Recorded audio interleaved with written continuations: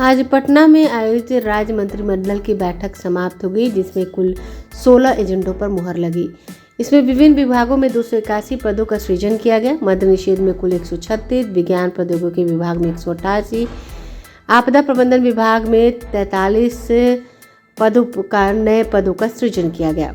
विभिन्न विभागों में 281 पदों का सृजन किया गया। वहीं बिहार नगर पालिका क्षेत्र विज्ञापन नियमावली 2022 की भी स्वीकृति प्रदान की गई। निगरानी विभाग के कार्यपालक अभियंता अरुण कुमार ठाकुर का सेवा विस्तार किया गया। उन्हें 31 जनवरी 2023 तक के लिए एक्सटेंशन दिया गया। बिहार सरकार अपने मद से प्री मैट्रिक स्कॉलरशिप देगी। केंद्र सरकार के बंद करने के बाद अपने राज्य कोष से यह छात्रवृत्ति राज्य सरकार देगी। ये निर्णय राज्य कैबिनेट की बैठक में लिया गया। वहीं शहरों में विज्ञापन पर नियंत्रण के लिए लाइसेंस फी को लेकर भी मिलेगा विज्ञापन और शहर की सुंदरता का भी रखा जाएगा ध्यान। आज मंत्रिपरिषद में अनेक महत्वपूर्ण विषयों पर निर्णय लिए गए हैं। सबसे पहला निर्णय पिछड़ा वर्ग एवं अति पिछड़ा वर्ग विभाग का प्रस्ताव था।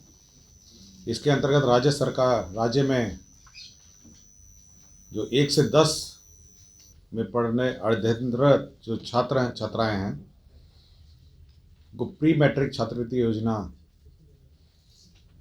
से लाभान्वित करने के लिए मुख्यमंत्री पिछड़ा वर्ग अत्यंत पिछड़ा वर्ग प्री मैट्रिक छात्रवृत्ति योजना की स्वीकृति मंत्रिपरिषद ने दी है। आपको जानकारी होगा कि भारत सरकार ने इस वर्ष इस योजना को परिवर्तित करके पीएम यशस्वी योजना करके लागू कर दी है, जिसके अंतर्गत 1 से 8 क्लास तक छात्रवृत्ति बंद कर दिया गया है और साथ ही साथ भारत सरकार द्वारा समय समय पर जो राशि निर्गत की जाती थी वह भी बहुत ही कम थी। यह सेंट्रली स्पॉन्सर्ड स्कीम थी पूर्व में 50-50 रेशो पे। तो राज्य सरकार ने यह निर्णय लिया कि राज्य में हम लोग सेंट्रली स्पॉन्सर्ड स्कीम नहीं इम्प्लीमेंट कर हम लोग एक अपनी राज्य की योजना बनाएंगे और राज्य सरकार अपनी योजना के माध्यम से पिछड़ा वर्ग एवं अत्यंत पिछड़ा वर्ग प्री मैट्रिक छात्रवृत्ति योजना संचालित करेगी। जहाँ तक छात्रवृत्ति के मापदंड हैं, भुगतान के मापदंड हैं, वो यथावत पूर्व की योजना के अनुरूप ही हैं। कक्षा 1 से 4 तक 50 रुपये प्रति माह, 5 से 6 100 रुपये प्रति माह, 7 से 10 150 रुपये प्रति माह और कक्षा 1 से 10 250 रुपये प्रति माह। तो जो पूर्व में छात्रों को मिलता रहा है वह यथावत मिलता रहेगा। परिवर्तन इतना ही है कि भारत सरकार की योजना को अब राज्य सरकार कार्यान्वित नहीं कर अपनी योजना के माध्यम से इसको कार्यान्वित करेगी, क्योंकि भारत सरकार ने संशोधित कर अनेक घटकों में राशि को बंद कर दिया है। तो ये बहुत महत्वपूर्ण योजना है हमारे छात्र छात्राओं के लिए। नगर विकास एवं आवास विभाग का है। यह शहरी क्षेत्रों के लिए बहुत महत्वपूर्ण है। बिहार नगर पालिका क्षेत्र विज्ञापन नियमावली 2022, आपको जानकारी होगा कि दिखते होंगे कि पूरे शहर में इश्तिहार जो एडवर्टाइजमेंट है वह किस प्रकार लगाए जाते हैं। अब राज्य सरकार ने इसको नियंत्रित कर इसको सुव्यवस्थित करने के लिए निर्णय लिया है। इसके अंतर्गत अब जो एडवर्टाइजमेंट स्पेस है उसके लिए ऑक्शन किया जाना है। नंबर 2, किस प्रकार के एडवर्टाइजमेंट लगाए जाएंगे इसका भी निर्धारित इस नियमावली में किया गया है।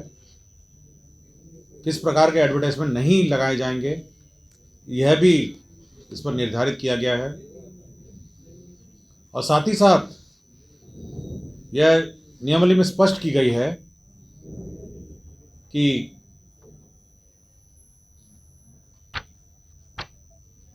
जो टाउन का जो लुक है वो बरकरार रहे, अच्छा रहे, यह सुनिश्चित करने के लिए यह इस नियमावली में व्यवस्था की गई है ताकि सुव्यवस्थित दिखे सभी एडवर्टाइजमेंट और स्थल भी वैसी इसी प्रकार निर्धारित किए गए हैं और साथ ही रेट और जो रेट है वो ऑक्शन के माध्यम से है और एप्लीकेशन की प्रक्रिया भी निर्धारित किया गया। तो ये एडवर्टाइजमेंट के शहरों में एडवर्टाइजमेंट के लिए एक बहुत महत्वपूर्ण नियमावली है, जिसे बिहार नगर पालिका क्षेत्र विज्ञापन नियमावली 2022 प्रकाशित है।